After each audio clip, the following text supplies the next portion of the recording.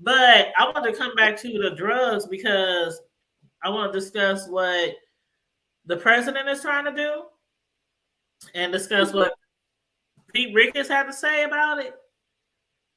And I want to start off. I don't know. Did you see Precious McKesson's video on Facebook? No, Okay, so let I'm me not on play Facebook like that. it. Okay, well, let me play it real quick for you. Precious, my girl. We go Yes, way back. it is. That's our girl. Yes, I love me some Precious. So I just want to play a little bit of what she was or what she had to say about this for what President Biden is trying to do with marijuana. So I'm gonna hit play and then I'm gonna hit mute. Because I can't. I just read the full statement from President Biden. And so I had to come live because number one, this is something that is so historical. Let me know if y'all can hear me because I only got a few minutes before I run another errand. But I had to come because I had to just talk about how significant this what President Biden has just done. And I know they big mad. I mean, Lord, they were suing the folks for getting student loan cancellation. Now you know they about to sue the folks now that black and brown folks about to be able to have a clear path to victory. Not saying it's going to be fully clear, but they're now in the process of being able to restore. I don't know. I'm just so excited to restore so much for people who have been convicted of these minor offenses for marijuana. And so, he is pardoning all prior federal offenses of simple marijuana possession. They're, baby, let me tell you, the many people who have been denied jobs, housing, food stamps, people who have been denied federal student loan aid can now be able to qualify for that due to the fact that President Biden is pardoning all prior federal offenses of simple marijuana possession. Then he talks about the fact that marijuana is classified higher than heroin and sometimes than fentanyl. So we have people in prison or people who have these offenses for simple marijuana, and it's crazy to think that. And I say this, and I say this all the time. We pass all these marijuana bills, and we want to legal, so we're looking at legalizing it, but we always got to look at the impact of the people who have been impacted for this prior to this. And I always say that because I mean, we can pass all the bills we want, but if we're not taking care of, we're making it legal, but then the people who have had to suffer because of this, now they still got to sit there with it. And I've never thought that was fair. So just the fact that, man, what President Biden has done, I mean, y'all can say what y'all want about President Biden, okay? Y'all can say what y'all want. But there's going to be so many people who are able to benefit from this, just like the people from the student loans. Sue, they're going to sue, but so what? So I just wanted to come on here and just, because I took a minute to actually read everything. And I just want y'all to research this. Look at this, what's going to happen. Because again, so many people who have been denied employment, housing, education, food stamps, because they have these marijuana possession offenses on their record, will now be able to, if they were federal offenses. And so I think that now goes back to where he's asking the governors to pardon the simple state. So now we have the federal part, but now we have to fight for that local, that state part. And I think it will benefit so many people. So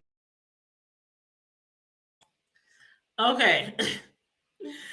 I'm trying to just make sure I understand what's going on here because so many people are saying this is a great thing. This is a great thing. You know, people are going to be, you know, pardoned and they'll be able to do this and do that and do this.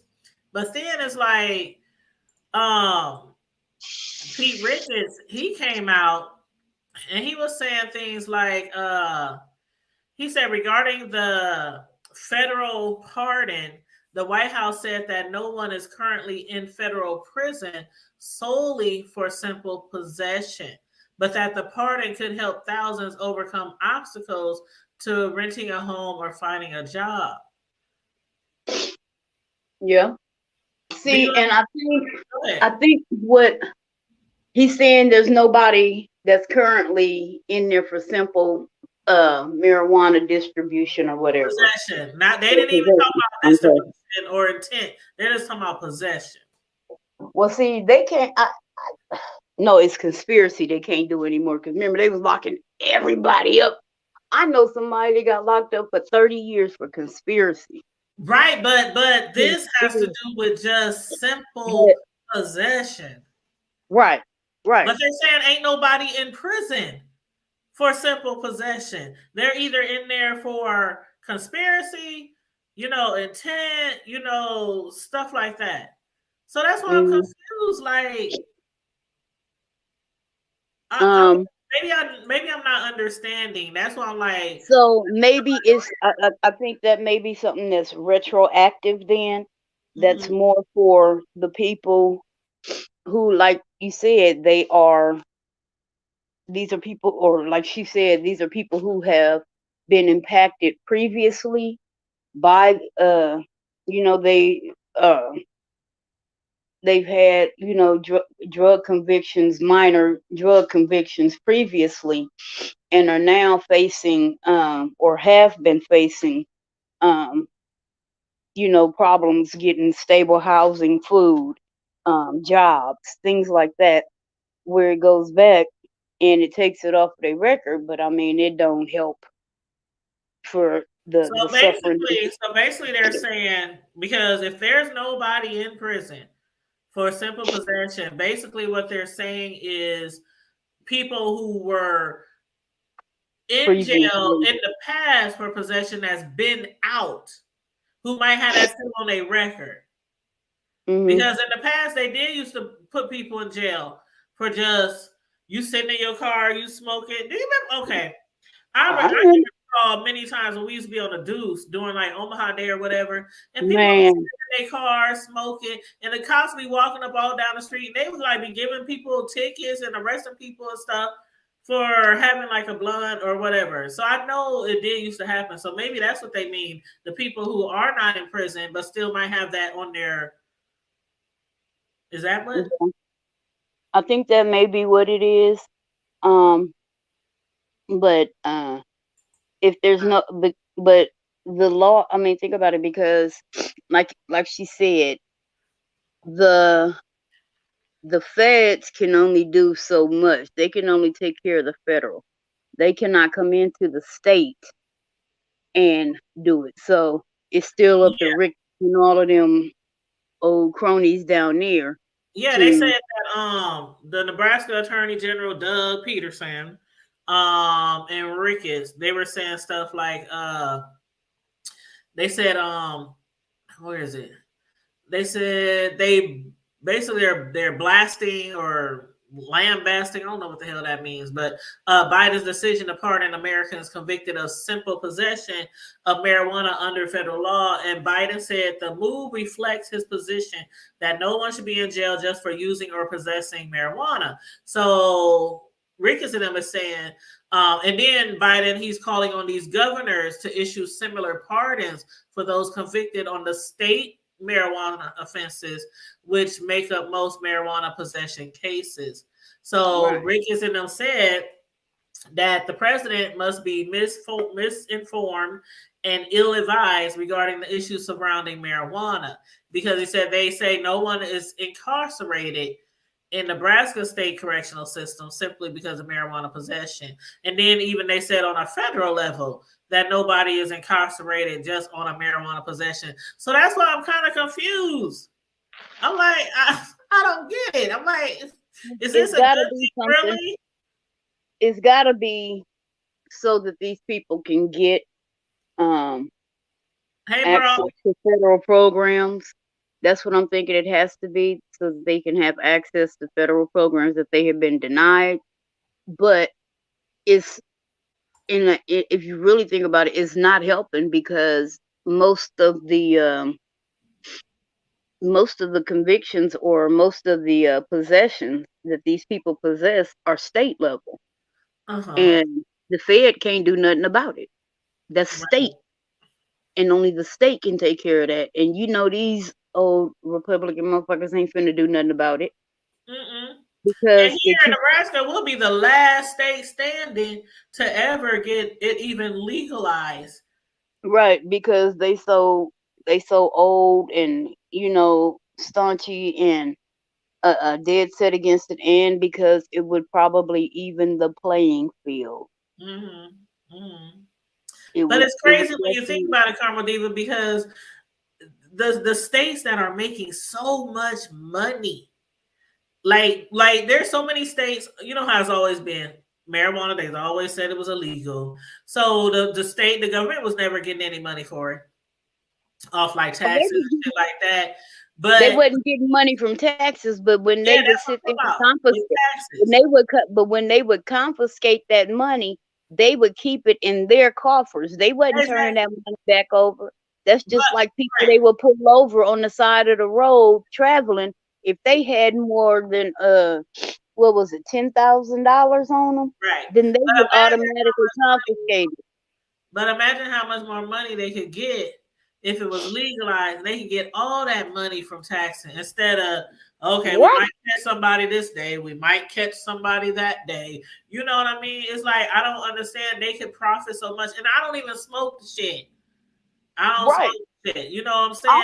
But I'm not against legalizing. My thing is, more people have died from alcohol, which is legal, than they have from fucking marijuana. Right. Very true. Marijuana has been around since the beginning of time. What the fuck you call himself tonight? Badass Bishop Bronco Billy Gonzalez.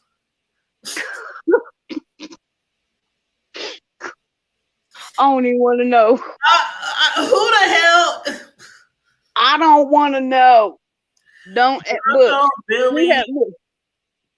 We have a rule in my home.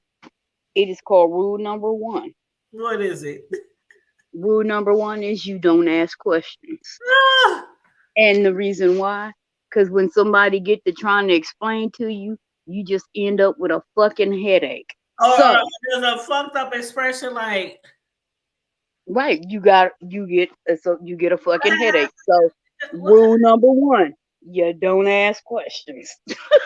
I should have hit Precious up and asked her to jump on here.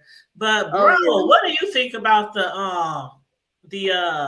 what we were just talking about the marijuana and the pardoning of simple possession? It sounds good on the federal level. It sounds good, but but there's not even anybody in prison. Right. So what's the point? For simple. See, that's what I'm like. Okay, so first when he said it, I'm not gonna lie, I don't even smoke weed. I mean, everybody has done it in the past, but I don't. Girl, it's been forever and a day. So if I was just excited though, because I'm like, oh my God, so many people who went to jail for, and I have to really listen to it because I'm thinking at first, okay, people are selling people. I'm like, okay, no, he's saying people with simple possession, people who just smoke it out of extracurricular activities. And when they said ain't nobody in prison for just possessing it, and then when Ricka said ain't nobody even in the Nebraska prisons for just possessing it. So I'm like, is Trump, is he playing in our face? Not Trump, but is Biden playing in our face? Pretty much. I don't know, bro. I mean, like I said, if you think about it, what is the point? What is the point when you do it?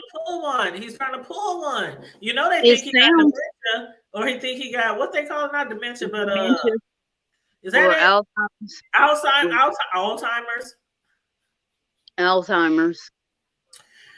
I don't know. But it sounds good, you know. But my thing is this: when when I see the government any level of it, um, giving some kind of concession, some kind of bullshit, here, we giving you this. Watch what's happening in the background. Start paying attention to other shit that's going on. Because see, when they giving you something like that, they got some other shit they doing in the background. Mm-hmm. Mm-hmm. They giving you this to dangle in front of you, and the smoke and mirrors. You got to watch that. So I don't trust it. I mean, like I said, it sounds good, and I hope it does benefit a lot of people, Mm-hmm. because I know so many people that it could help, or it would have helped back in the day. And that's why I'm But thinking he has to mean people who were arrested back in the day for simple possession, but who still might have it on their record for just possessing marijuana. That's what it had to be. But still, yet, if that is the case, there were a and lot of people incarcerated because of that stuff, it back in the day. was. And now there's and hopefully now that there are allowances for them to get some kind of federal aid, Mhm. which would be the only good thing I see from this. Um, Otherwise, I mean, what would be the point in doing this if Exactly. if nobody's in there on simple marijuana charges? Right. And I'm telling you, I didn't even think about it. I mean, I saw Precious post and I was like all excited because she posted this like 24, 36 hours ago or something, when he first announced it. And I was like, oh, this is big. This is huge. This is big. But then when I started reading articles that came out afterwards, I was like, is it really? Right. It don't make sense. It Mm-mm-mm. don't make sense. I mean, like I said, on the one hand, if it's going to be something that and then you got to think some of these people who were impacted by these drug laws from back in the day, a lot of them, the charges may have fallen off by now, or the Right. statute limitations is run out, so they getting benefits anyway. Right. And I think, and it just occurred to me while I was sitting here talking. He was the one that helped to write he was the one that wrote the super predator bill, the 3 strikes rule in the first place. Right. Mm-hmm. So maybe this is some kind of hope for redemption for Mm-hmm. what he's done in locking up so many black and brown people. Mm-hmm. Mm-hmm. Yeah. Yeah.